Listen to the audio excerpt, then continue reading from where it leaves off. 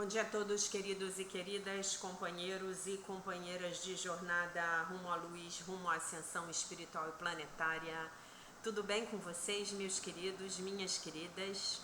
Então, hoje é sexta-feira, dia 29 de setembro, e nós vamos juntos dar continuidade à nossa jornada de cura da criança interior através dos ensinamentos de um curso em milagres.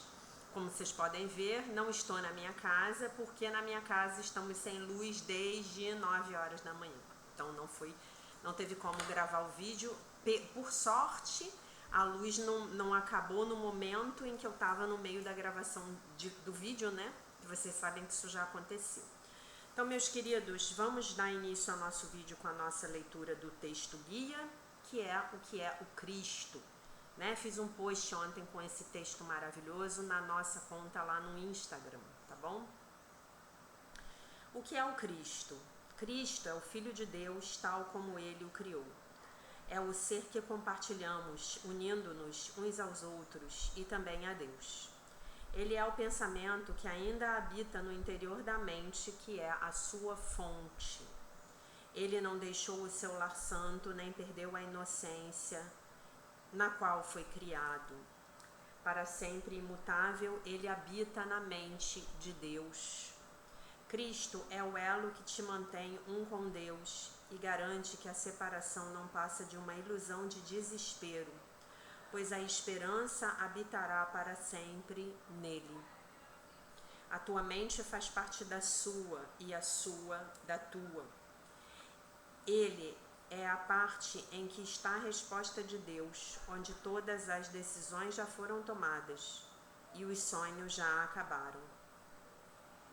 Ele permanece intocado por todas as coisas que os olhos do corpo percebem, pois embora o Pai tenha depositado nele os meios para a tua salvação, ele continua sendo o ser que, como o Pai, desconhece o pecado.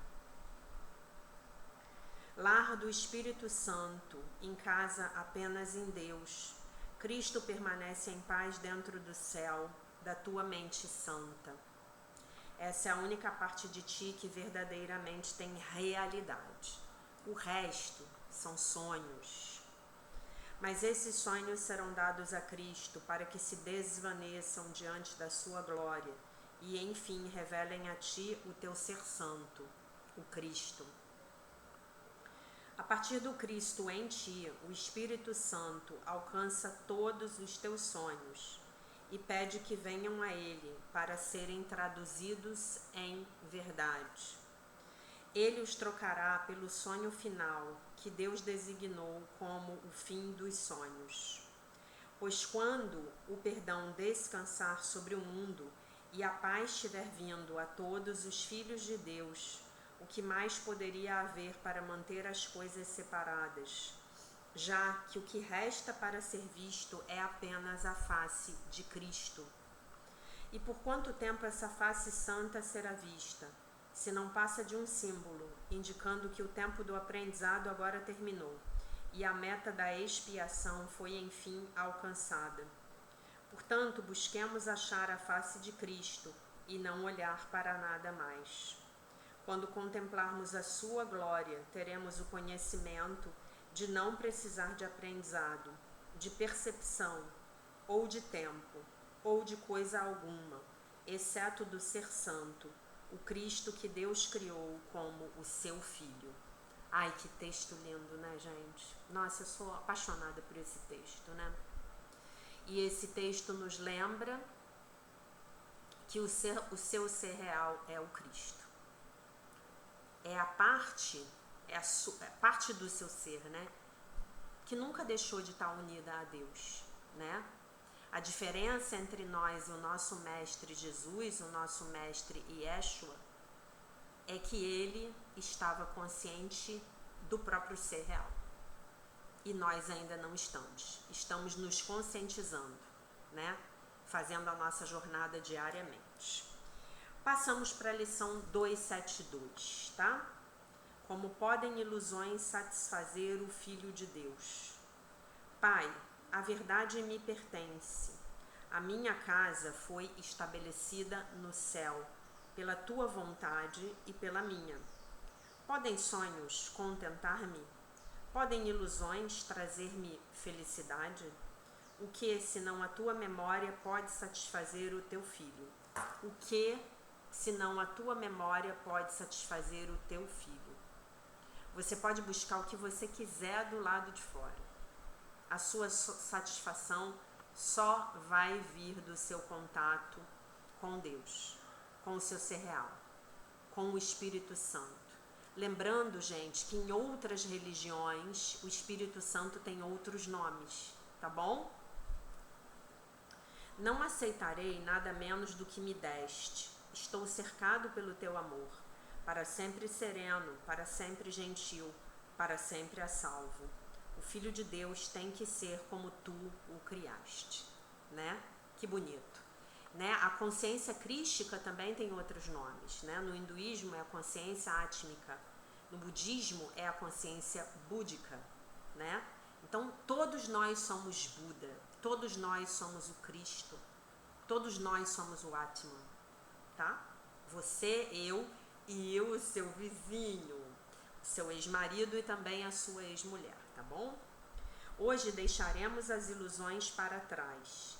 E se ouvirmos a tentação chamar-nos para que fiquemos e nos detenhamos num sonho, nós nos desviaremos e nos perguntaremos se nós, os filhos de Deus, poderíamos nos contentar com sonhos, quando o céu pode ser escolhido com a mesma facilidade que um inferno, e o amor alegremente substituirá todo o medo. Olhem isso, olhem isso, olhem isso. Eu posso escolher o céu tão facilmente quanto eu posso escolher o inferno, né? Você tem alguma dúvida do que é melhor para você escolher, né? Muito bom. Então agora a gente vai passar aqui para a leitura do livro da nossa querida Marianne Williamson, nossa grande mestra. O texto do dia 272 do livro Um Ano de Milagres, Devoções e Reflexões Diárias, A Year of Miracles, Daily Devotions and Reflections, né? Esse livro não foi traduzido para o português, né? Acho até que foi traduzido para o português de Portugal, mas aqui no Brasil a gente não tem uma edição traduzida, né? O título do texto é: Eu coloco todo o medo da falta nas mãos de Deus. Eu coloco todo o medo da falta nas mãos de Deus, né? Se você ainda não assistiu às aulas ao vivo, o princípio da escassez parte 1, o princípio da escassez parte 2, o princípio da escassez nos relacionamentos, por favor, assista. Essas 3 aulas vão complementar muito bem o que a gente vai ler nesse texto agora. E se você ainda não tiver feito para mim o Pix no valor mínimo de R$ 8 para cada aula, então eu peço a você gentilmente que faça, tá bom? Hoje eu me lembro de que nós vivemos num universo abundante, no qual qualquer falta mundana é automaticamente compensada pelo espírito. Onde quer que eu ou os outros tenhamos diminuído o nosso bem mundano, isto é, as coisas boas das quais nós precisamos para estar no mundo, casa, comida, roupa lavada, né? Vocês vão ouvir vários aviões aqui, tá? Porque eu estou muito perto do Galeão, tá bom? Do Aeroporto Internacional do Rio de Janeiro, tá? Adoro trabalhar ouvindo o avião passando. Né? Vocês sabem que uma das coisas que eu mais gosto na minha vida é de andar de avião, né? Muito bem. Então, onde quer que eu ou os outros tenhamos diminuído o nosso bem mundano, vou usar essa palavra mundana, tá? É melhor que eu consigo aqui traduzindo. O universo tem um plano automático para o aumento, para a prosperidade, para a abundância na minha vida. Hoje não serei tentado a me esquecer disso. É a minha fé e a minha paciência, e não a ansiedade ou ação impulsiva, que retornarão o meu bem para mim. A chave para a minha abundância externa é a abundância do amor no meu coração. Vou ler de novo. Essa frase aí você escreve no caderninho, tá? Essa você anota aí no dia 29 de setembro de 2023. Eu vou até marcar ela aqui. Não tinha marcado. A chave para a minha abundância externa é a abundância de amor no meu coração. Vocês estão vendo que essa câmera está piscando? É a tal da câmera da Microsoft, aquela problemática. Ainda não resolvi o meu problema com a Microsoft. Infelizmente, eu acho que eu vou ter que processá-los. Querido Deus, a nossa oração. Querido Deus, eu entrego a você os medos no meu coração de que não haja o suficiente, de que eu não seja cuidado, de que todas as coisas deem errado. Por favor, transforme o meu pensamento para que eu possa ver em você, onde há apenas perfeição e abundância. E que eu possa ver que eu estou no meu lar, em você. Em você, ele. Muito bonito, né? Então hoje nós colocamos todos os nossos medos da falta nas mãos de Deus. Falta de dinheiro, falta de paz de espírito, falta de alegria, falta de amor.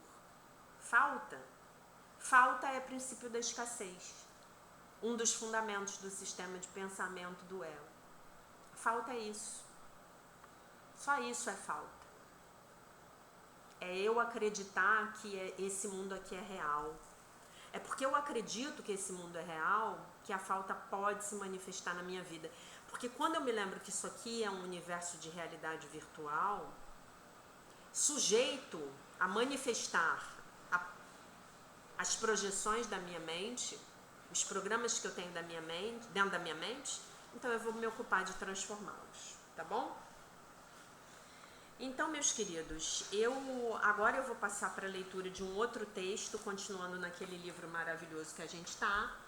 Peço a vocês encarecidamente que ouçam o texto, tendo em mente que nós estamos na nossa jornada de cura da criança interior, tá bom?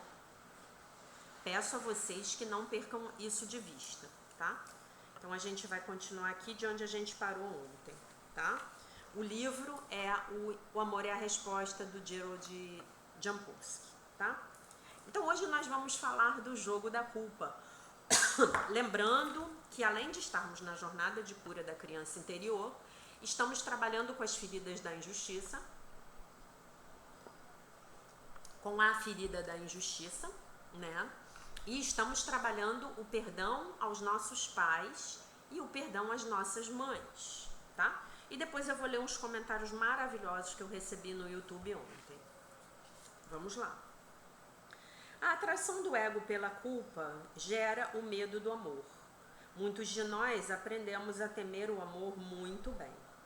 E por isso achamos muito difícil, de fato, vivenciar relacionamentos positivos e afetivos. O jogo da culpa e da acusação é uma tentação em todos os relacionamentos, seja ele pessoal, profissional ou político. Se há qualquer tipo de gratificação a ser conquistada nesse jogo, ela é a autopunição e a sensação de afastamento. O jogo da culpa normalmente se inicia com o estado mental do medo, no qual acreditamos que a outra pessoa está nos agredindo ou se recusando a nos dar o que achamos que merecemos. Quem nunca? Nossa reação, por conseguinte, é contra-agredir, defendendo-nos, acusando a outra pessoa e tentando fazê-la pensar que foi a sua culpa. Qualquer coisa que foi culpa sua, qualquer coisa que tenha dado errado, que tenha saído errada. No casamento, por exemplo, o jogo pode começar quando o marido acha que a sua esposa não está lhe dando alguma coisa que ele acredita merecer. E ele fica com raiva. É como se ele segurasse uma bola de aço incandescente, cheia de culpa e acusação. É a batata quente. Ele joga a bola para a esposa. Ela agarra a bola, acrescenta um pouco mais de culpa e acusação e a arremessa de volta. Cada jogador continua acumulando a sua coleção arqueológica e individual de lixo emocional e deposita um pouco mais de culpa à bola. Por que ele está chamando a culpa de arqueológica? Porque a gente se lembra, nossa, eu me lembro do que meu marido fez comigo no dia 29 de setembro do ano 2000. Eu me lembro, né? E ele ainda não pagou a dívida emocional dele comigo. Não pagou, né, querido? Eu me lembro muito bem do que você fez comigo no dia 29 de setembro do ano 2000. Eu nunca vou me esquecer, né? Assim como ele se lembra daquilo que eu fiz com ele no ano de 2007, né? O mais incrível é que depois que o jogo começa, não interessa mais para os jogadores como o jogo teve início. Se uma outra pessoa interromper o jogo perguntando o motivo disso tudo, nenhum dos dois saberá o que responder. Uma outra variação do jogo da culpa é similar ao cabo de guerra. Os cônjuges puxam um ao outro, tentando arrastar o oponente sobre uma linha imaginária, o que provará de algum jeito que uma das pessoas está certa e a outra errada. Então tá aqui a ilustração, tá? Aí ele diz assim: ficamos livres quando desistimos do jogo da culpa. Você pode anotar essa frase também no seu caderninho. Ficamos livres quando desistimos do jogo da culpa.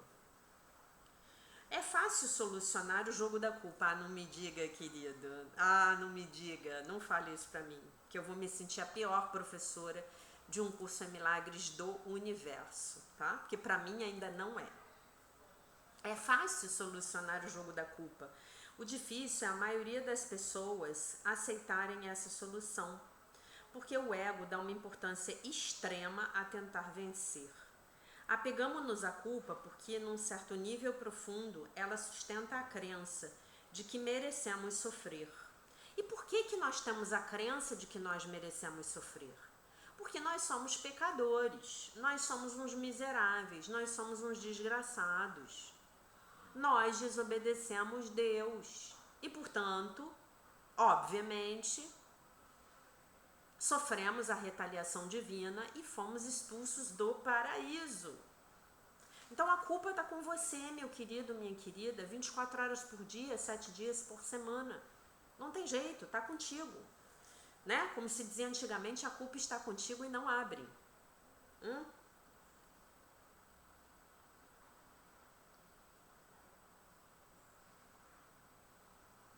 No momento em que temos maior consciência do propósito da culpa, começamos a perceber a insanidade da mente fracionada e libertamo-nos a nós e aos nossos parceiros deste jogo. O jogo da culpa pode ser encerrado do mesmo modo que o cabo de guerra. Uma das pessoas simplesmente solta uma das pontas da corda, recusando-se a continuar participando do jogo, porque já não consegue mais encontrar nenhum propósito no mesmo. Quando isso acontece, a outra pessoa fica sozinha, segurando apenas a corda. E a corda já está solta, né? Nem puxa mais ela, né? Quando uma pessoa é deixada segurando um dos lados da corda, ela encara a possibilidade de largá-la e acabar com o jogo, ou pode procurar uma outra pessoa que esteja disposta a participar da brincadeira. É tanto espantoso quanto lamentável que a maioria das pessoas passe a vida procurando e encontrando novos parceiros para o jogo da culpa. Enquanto isso, a experiência do amor continua nos escapando. Então, o que a gente faz? Nós temos um relacionamento. E esse relacionamento, ele está muito infeliz. E nós achamos que a nossa vida é ruim porque nós temos um marido ou uma esposa, ou um pai, uma mãe, que nos fazem infelizes, né? E aí, no caso do marido, no caso da esposa, do namorado, da namorada, o que a gente faz? Em vez de nós buscarmos curar as nossas mentes, nós falamos assim: nossa, eu posso arrumar um companheiro melhor, eu posso arrumar uma esposa melhor. E aí a gente termina um relacionamento sem ter aprendido a lição. Nada contra terminar um relacionamento, nada a favor de terminar um relacionamento. Quem vai dizer pra você se você tem que terminar um relacionamento ou continuar num relacionamento é o Espírito Santo, é a voz por Deus dentro de você, tá bom? Mas o que acontece? Eu preciso pedir ao Divino Espírito Santo que cure a minha mente. Porque quando eu faço isso, se aquele relacionamento ele não tiver mais um aprendizado para me oferecer, ele cuida de si mesmo, ele vai terminar. E se ele ainda tiver uma série de aprendizados para eu obter, então eu vou chegar a um termo com o meu parceiro, com a minha parceira. Mas aí eu estarei aprendendo e crescendo. Quando eu vou embora sem aprender a lição, eu arrumo um outro namorado. E é muito estranho, porque no início aquele meu novo namorado, ele é maravilhoso, ele é tudo que eu pedi a Deus. Mas, de repente, aquele meu novo namorado, ele começa a ficar igualzinho ao anterior, que era igualzinho ao meu pai. Estranho, né? Aí eu tenho duas opções. Ou eu vou aprender, ou eu estarei fadada a encontrar o meu pai travestido de outros homens nos meus próximos relacionamentos ad eternum. Gente, olha que tristeza. E não é, se é para você encontrar o seu pai, que você encontre o seu pai nos bons aspectos dele, né? E não naqueles aspectos que você basicamente execrava. Como, por exemplo, que a gente falou ontem, vamos falar daqui a pouco novamente, você tem um pai alcoólatra. Cara, o meu pai, quando ele não bebia, ele era ótimo, ele era super alegre, divertido. Mas quando ele bebia, ele era a pessoa mais chata e insuportável do mundo, ele ficava se lamentando da vida. E aí o que eu encontro? Eu encontro o pai alegre e divertido? Não, eu encontro o pai que se vitimiza e que bebe. Claro, né, gente? A bebida ajuda a gente a se vitimizar. Claro, a droga, qualquer droga ajuda a gente a se vitimizar. Os relacionamentos codependentes, eles são maravilhosos pra gente se vitimizar, né? Mas aí eu não evoluo nos meus estados de consciência. Então eu vou trocar o Zezinho no nível de consciência X da vítima, bêbado. Eu vou trocar o Zezinho pelo Joãozinho no mesmo nível de consciência X, bêbado, da vítima. Por quê? Porque eu não consigo sair do meu nível de consciência da vítima. Ah, que beleza! Ah, Jaque, então é melhor ficar com esse marido mesmo. Pelo menos por enquanto. Né?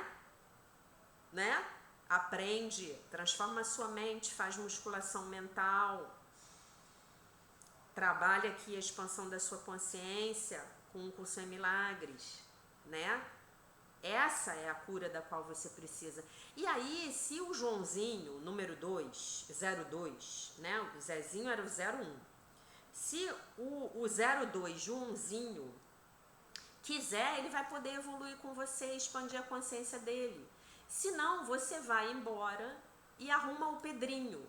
Mas como você já não está mais no nível de consciência da vítima, você já foi para um nível muito melhor, você já está olhando para a sua vida, você já está cuidando de si mesma, você parou de olhar para fora para buscar soluções, o Pedrinho é igual a você. Ele é ótimo, ele até bebe socialmente, mas ele não se vitimiza. Quando ele percebe que ele está se vitimizando, o que o Pedrinho faz? Ele vai para a academia de ginástica puxar uns ferros, para ele entrar em contato com a própria força. Ele vai meditar lá no templo shintoísta, né? Ele participa da reunião de homens empresários, né? Ele está aprendendo como lidar com dinheiro, ele trabalha pra caramba, ele é super bem disposto. Por quê? Porque ele está refletindo o seu novo estado de consciência. Enquanto isso, o Zezinho continua lá bebendo, né? Ele tem uma nova esposa e essa esposa tem que ir lá na sarjeta catar ele. E enquanto isso, o Joãozinho também continua bebendo, né? E também tem uma nova esposa, né? Que também precisa ir lá na sarjeta buscar ele. Mas você não, você aprendeu, você agora tá com o Pedrinho. Talvez até que a morte os separe. Não é maravilhoso? E você não olha mais pro Zezinho e nem pro Joãozinho com desprezo. Você olha para eles com uma profunda compaixão. Assim como você olha para quem era você no passado, com profunda compaixão. Tentando salvar o Joãozinho, salvar o Zezinho, né?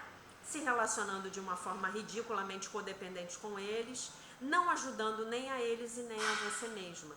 E esse exemplo que eu dei para vocês, do Zezinho, o Joãozinho e o Pedrinho, você pode trocar pela Mariazinha, a Fabianinha, a Marcinha na sua vida, tá? Não estamos aqui sendo machistas e abominando os homens de jeito nenhum. Os homens são maravilhosos, né? Quando um homem decide que ele vai expandir a consciência dele, ele é praticamente imparável, né? Transponha esse exemplo para sua vida, tá bom? E aí ele vai contar uma história muito legal aqui, muito legal, muito legal.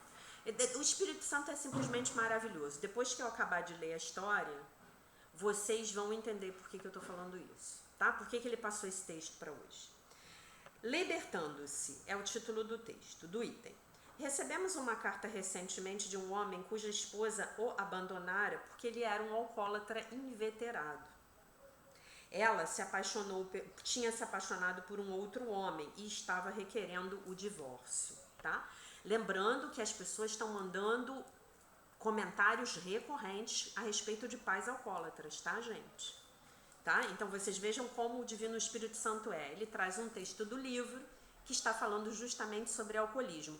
Lembrando que o Dr. Jampolsky era alcoólatra, médico alcoólatra, e em 6 meses, praticando o livro de exercícios de Um Curso em Milagres, ele parou de beber. Do nada! Ele conta a história dele num dos livros, tá? Eu li essa história para vocês no ano passado. Em um dos vídeos do ano passado, eu li essa história para vocês. A sua carta dizia, a carta do homem lá mandou para eles, dizia: fiquei arrasado com isso e talvez pela primeira vez na minha vida eu tenha começado a olhar para dentro de mim. Comecei a praticar os princípios da cura das atitudes. O que é a cura das atitudes? É um método que o Dr. Jampolsky criou, um método de psicoterapia que ele curou, baseado em Um Curso em Milagres, chamado Princípios da Cura das Atitudes, que eu uso muito aqui com vocês e também com quem eu atendo individualmente, tá? Comecei a aplicar os princípios da cura das atitudes, sabendo que jamais conseguiria vivenciar o amor enquanto estivesse apegado à culpa e às acusações. Finalmente, tudo tinha começado a fazer sentido para mim. Agora, parei de beber de uma vez por todas. Ficou muito claro para mim que eu vivera a maior parte da minha vida irado. E por isso desenvolvi uma atitude rancorosa com a minha mulher e com as outras pessoas. Acredito, como todas as outras pessoas, que desejo amor e compaixão, e não me considero capaz de dar amor incondicional ou compaixão, devido à culpa e à raiva que eu tenho da minha própria pessoa. Então, o que destrói as nossas vidas não é a culpa que tentamos colocar no outro, não é a raiva que temos do outro. São a culpa e a raiva que nós sentimos por nós mesmos e que, voilá, estamos projetando no outro, ok? Obrigado pelo seu auxílio, ele está agradecendo ao Dr. Jampolsky. Agora reconheço que compaixão e compreensão são o mesmo.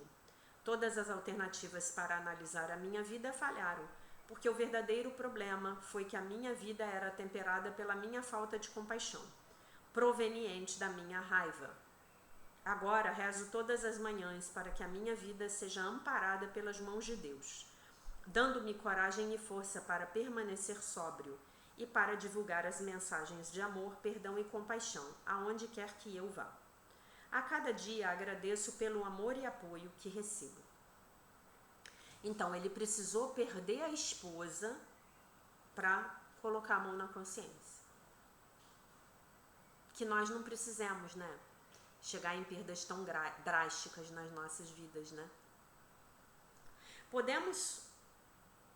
Podemos originar relações positivas e afetivas em nossas vidas quando começamos a concentrar a nossa atenção em sermos descobridores do amor, em vez de sermos descobridores de falhas, resistindo a todas as tentações de culparmos os outros ou a nós mesmos pelas dificuldades que passamos. Para encerrarmos o jogo da culpa, temos apenas de nos lembrar que o amor e a culpa não podem coexistir. Falamos disso o ano passado inteiro. O amor e a vergonha não podem coexistir. O amor e os pensamentos de ataque não podem coexistir.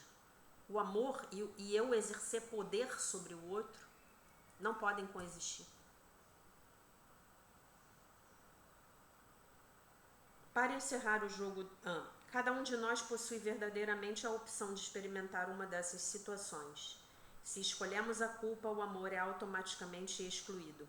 Se escolhemos o amor, a culpa é excluída. Não, é impossível ver dois mundos. É a lição lá do início do ano. É impossível ver dois mundos. É impossível. Libertar-se da culpa, da raiva e das acusações e decidir ser um mensageiro apaixonado do amor pode modificar dramaticamente nossas vidas. É difícil encarar um dia inteiro sem tecer julgamentos, ficar irritado e condenar os outros e a nós mesmos. É essencial continuarmos na direção do amor e da paz a cada instante, mesmo que não sejamos bem-sucedidos neste objetivo o tempo inteiro. Vamos viver um dia de cada vez, começando cada manhã com paz e com a intenção de não acusar os outros, nem de buscar a culpa. Hoje vamos viver com a bênção do amor, em vez de condenarmos a nós e aos outros. Claro, se eu estou me condenando, eu estou condenando o outro. Se eu estou condenando o outro, é porque, em primeiro lugar, eu já me condenei e estou projetando essa condenação, tá? Muito bem. Antes de ler os depoimentos para vocês, os comentários do YouTube, eu quero contar para vocês duas coisas que aconteceram comigo. A primeira foi que hoje eu passei com louvor numa prova no trânsito. Eu levei uma fechada na linha vermelha de uma pessoa enlouquecida, em altíssima velocidade.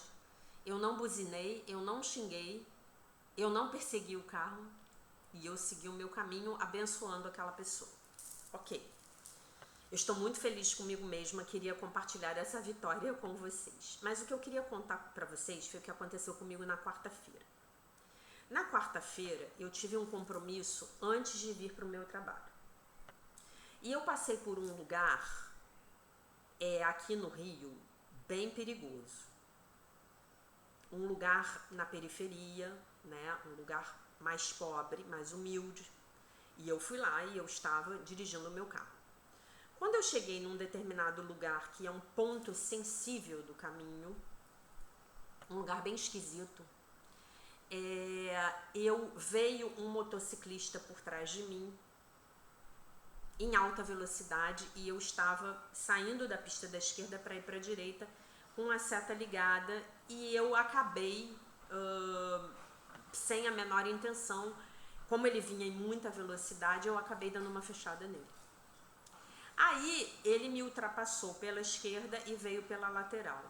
E eu tive um impulso. Eu abri o vidro e eu falei com ele, olha só, você me desculpa, eu não vi você. Aí ele levantou o visor do capacete, ele parou, levantou o capacete, me deu um sorriso, falou assim, ai, não tem problema não, senhora, isso acontece. Me deu um maior sorrisão, por sinal era um rapaz lindo. Aí eu falei assim, olha, você me desculpa, você veio tão rápido que quando deu para eu te ver, eu já estava jogando o carro para a pista da direita. Não foi intencional, não quis te causar um problema. Aí ele, não tem problema não, senhora. Eu sou motorista também, então eu entendo os dois lados.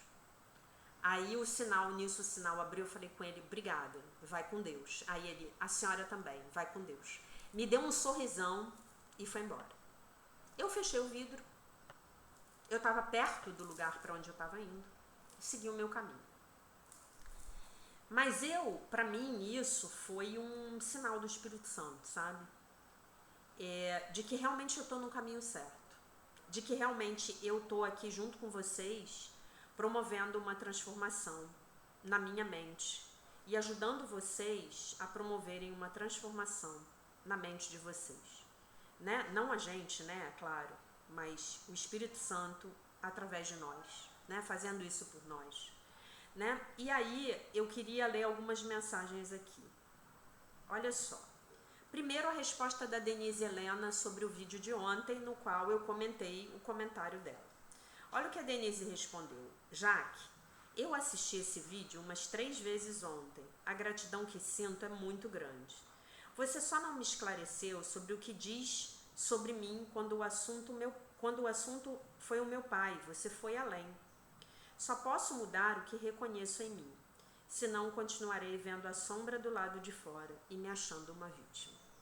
Denise, que bom que eu te ajudei. Essa foi a minha intenção. Aí eu quero ler para vocês a mensagem da nossa querida aluna Gioconda, nossa Mona Lisa, nossa querida Mona Lisa. Ela botou assim: sim, eu também convivi com um pai alcoólatra. A aula de hoje esclareceu o papel de vítima, do qual eu fui vítima. Ela botou o emoji assim, 3 emojis. Muito obrigada, professora querida, e aos queridos colegas. Então, nós desempenhamos o papel de vítima não porque somos maus, não porque éramos maus, porque éramos ignorantes, né? Na nossa ignorância. A Carla transcreveu a oração e a Ingrid Ritter botou assim: eu também tenho tristes lembranças de infância com relação ao alcoolismo do meu pai. Observo que ele, meu pai, olhem isso, que lindo. Observo que ele, o meu pai, quando faleceu, ele tinha 30 anos de sobriedade no Alcoólicos Anônimos. Eu não me furto a recomendar o AA para qualquer um que tenha problema de álcool que esteja me assistindo aqui. Ou se você tem problema com drogas, vá para o Narcóticos Anônimos. Ou se você é parente de alcoólatra, vá para o Al-Anon. Se você é parente de um drogadicto, vá para o Nar-Anon, tá? E entre outros. Se você é codependente, nos seus relacionamentos, vá procurar o Codependentes Anônimos. Ela continua: por eu ter tido esse problema na família, observei que muitos seguidores desta jornada de cura da criança interior também tiveram essa mesma dor nas suas infâncias. Gratidão, querida professora Jaque, por auxiliar nas nossas curas. O prazer é todo meu. It's my pleasure. Tá? Se eu puder estar sendo útil, esse é o meu objetivo. Às vezes, gente, eu não posso contar para vocês certas coisas que eu passei na minha vida, porque eu não posso expor as pessoas da minha família. Ou melhor, eu não quero. Tá? Mas vocês podem ter certeza de que vocês não estão sozinhos. Muito bem. Aí o Flamarion mandou uma mensagem que, caraca, chorei na hora que eu li ontem. Quando eu era adolescente, passei por essas experiências de um vizinho vir chamar eu e meus irmãos, pois o nosso pai estava deitado no chão em algum lugar da nossa cidade. Meus irmãos sempre foram mais explosivos, ou seja, quando era no outro dia que meu pai acordava, eles brigavam com ele. Já eu era mais calado, eu não dizia nada, mas cultivava um ódio e um desprezo muito grandes pelo meu pai. Eu me lembro de uma vez que um vizinho veio avisar que o meu pai estava morto de bêbado, deitado no acostamento da rodovia. Apesar de meus irmãos serem explosivos nesses momentos, eles sempre saíam correndo para buscar o meu pai. Já eu não ia e dizia que deixassem ele lá. E ainda pensava comigo mesmo, tomara que um carro passe por cima. Aí ele bota os emojis chorando e comenta: era muito ódio e desprezo. Olha só, isso aqui me tocou. Essa transparência sua, Flamarion, de dizer que era realmente muito ódio e desprezo, porque é isso que a gente sente. A gente sente um desprezo profundo, né? E como nós podemos caminhar na vida com ódio e desprezo dos nossos progenitores? Porque nós estamos aqui com graças a eles, né? Como é possível? Não tem como. Nesse tempo, eu gostava de assistir ao programa Direção Espiritual com o Padre Fábio de Mello. Não conheço esse programa, gosto muito do Padre Fábio, não sabia que ele tinha um programa. E eu me lembro que num desses programas ele falou que tinha vivido essa mesma experiência, de ter os vizinhos chamando, pois o pai dele estava jogado na rua. E as palavras do Padre Fábio de Mello me ajudaram a diminuir o ódio e o desprezo que eu sentia nesse tempo por meu pai. Lembrando que o Flamarion, ele foi procurar os caminhos espirituais dele, né? E que graças a Deus ele se libertou de todo esse lixo, né? Então, gente, vamos fazer o seguinte, vamos continuar fazendo as nossas listas, escrevendo as nossas mágoas, o nosso ódio, o nosso desprezo, né? A Ingrid, ela teve uma chance de ver o pai dela sóbrio, né? Então, se o pai dela entrou em sobriedade, muito provavelmente a transformação interna dele foi muito grande. Porque passaram-se 30 anos, ele ficou 30 anos sóbrio, tá? Existem mecanismos neuroquímicos que a neurociência explica hoje a respeito da falta de certos neurotransmissores que são diferentes nos homens e nas mulheres. Então, às mulheres faltam uma série de neurotransmissores que são diferentes daqueles que faltam nos homens. Por essa razão, os homens são mais suscetíveis à droga adição, a ficarem viciados, a serem dependentes químicos. Porque, não se enganem, mas o alcoolismo é um tipo de dependência química, tá? O vício em cigarro é um tipo de dependência química, tá? Então, os homens são mais suscetíveis, enquanto que por conta de outros neurotransmissores, as mulheres são mais suscetíveis a ficarem dependentes de relacionamentos destrutivos.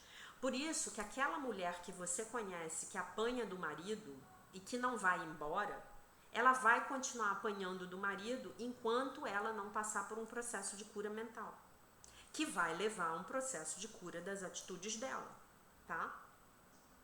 E aí o Marco Túlio escreveu assim: Deus é onipotente, onipresente e onisciente, né?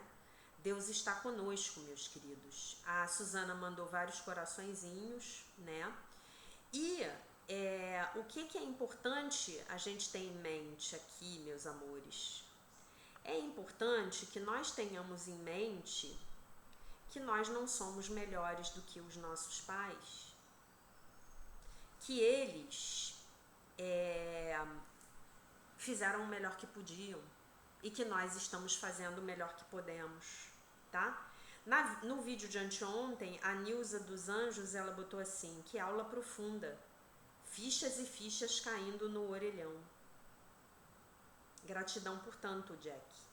Então, gente, no meu humilde ponto de vista, eu sei que existem professores de um curso em milagres que dão uma tônica diferente ao estudo, mas no meu ponto de vista, o objetivo de Jesus com esse curso é curar as nossas mentes,